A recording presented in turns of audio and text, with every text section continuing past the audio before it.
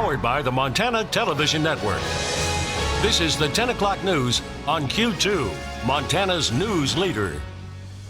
Good evening, everyone. Thanks for joining us this Friday. I'm Jeanelle Slade. And I'm Russ. Tonight, President Trump suspends his proposed Mexico tariffs. Less than 24 hours before taking effect, the president says the 5% tariffs on Mexican goods are indefinitely suspended. The president announcing that deal late this evening. CBS's Nicole Killian has the latest from the White House.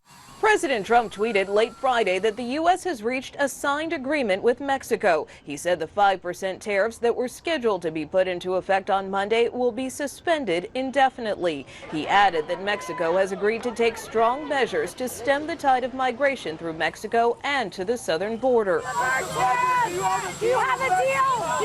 Earlier in the day, the president said, "We are doing well," when asked at the White House if a deal had been reached.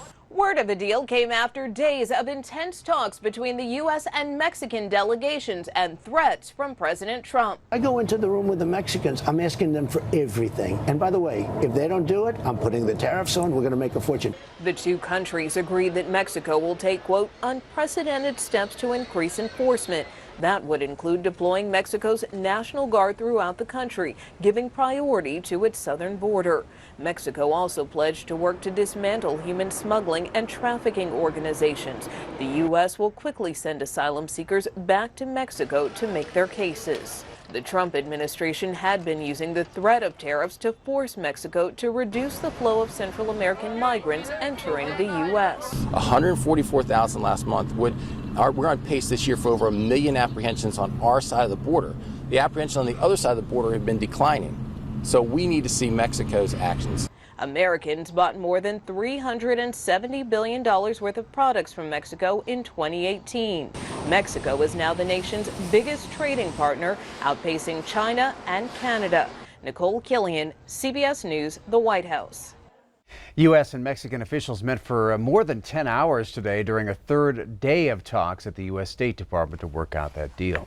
Vice President Mike Pence is headed back to Billings, but it's not for any campaign. He's returning to the Treasure State next Wednesday at the invitation of Senator Steve Daines to see firsthand Montana's meth crisis.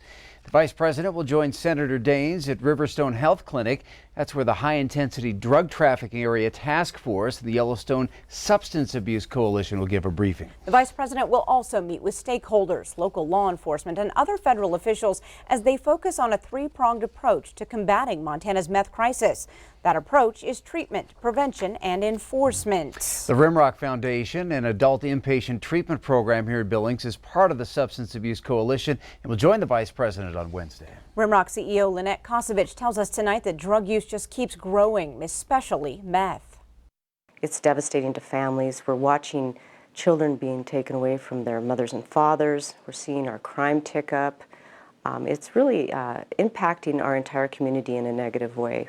With Vice President Pence visiting, we really believe that he's understanding that this is a problem that is in rural communities or rural states, and it gives him an opportunity to see just the effect. Now, this event is not open to the public. The Billings Police Department will announce any delays or possible street closures on Monday. Well, tonight we are learning more about what led to the firing of Billings Clinic CEO Dr. Randall Gibb as accusations of sexual harassment come to light. Gibb's former administrative assistant says she was subject to near daily offensive sexual comments and conduct. Now, those accusations are outlined in a charge of discrimination to the Equal Employment Opportunity Commission. It states for more than 2 years she endured gestures and sounds that were offensively sexual in nature. She said Gibb did this openly and loudly and in the presence of other high-ranking members of Billings Clinic. The woman was demoted in February, which she believes is retaliation of her sex. In response, the attorney for Gibbs sent us this statement, which reads in part, quote, "The allegations in that complaint against Dr. Gibb and the Billings Clinic are inaccurate and misleading." It reads, the victim was transferred out of her position as administrative assistant because of performance-related reasons. Now, the woman's attorney tells Q2, since these allegations surfaced, others have reached out and voiced similar complaints. A third suspect now in custody following what prosecutors are calling a drug-related gunfight in Shepherd. The Montana Violent Offender Task Force took 34-year-old Kelly Dolman into custody last night at a laundry business on Broadwater Avenue. Authorities allege Dolman and two other men, Gregory Johnson and James Higgins, went to this Shepherd home on Bees Lane early Monday morning to confront a man about a previous drug deal. A shootout followed. The man inside the home was shot 3 times. A male teenager was hit once in the arm. Johnson was wounded in the shoulder. Now, none of the injuries was life-threatening. Switching gears to the weather scene tonight, just as Bob McGuire told us, snow fell in Montana today, and you have proof. Yeah, now picture how big a potato chip is. Average potato, well, that's how big the snowflakes were at Big Sky today. Let me show it to you. Look at this.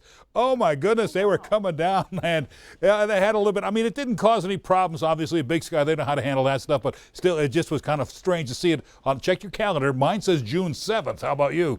Yeah, that's what we had. Let's go to Doppler radar. You can see the scattered snow showers now falling in the Beartooth. The biggest heavy severe thunderstorms, they're moving out of the state. We had golf ball size hail in Carter County in the extreme southeast corner of the state. Broadus had some heavy thunderstorms there as well, but the snow continues to fly in the Beartooth tonight. In fact, we have a winter weather advisory there, 4 to 8 inches of snow above the 6,000 foot level, and that stays with us until Sunday. We'll continue to see those snow showers off and on for the next several days. So that's what we have for us. We'll have more in your forecast in a few more minutes.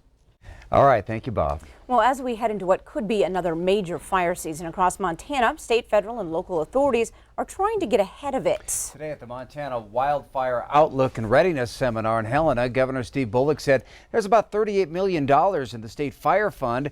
He said there's also another $16 million in an emergency fund if needed. Fire experts predict a normal risk of fire this summer, but in northwest Montana, conditions are much drier. As always, the public is encouraged to prevent fire starts. And a student at Billings Central is also trying to help. He put in countless hours to create a method to predict and help prevent forest fires as well as other disasters. Q2's Jenny Fick has his story. FastCat is an artificial intelligence algorithm that predicts how big fires will get before they occur, and that's basically beneficial because it allows departments to have resources stationed in the areas that have the highest chance to produce really extreme fires. FastCat utilizes a neural network model. To use such a model, you have to train it. The model learns as it solves the algorithm and as more data is put into it. The cool thing about neural networks is that they can solve basically any problem that we have data for. So with the advent of the internet, we have access to basically unlimited data. Dylan programmed a compilation of 3 separate databases to train the network.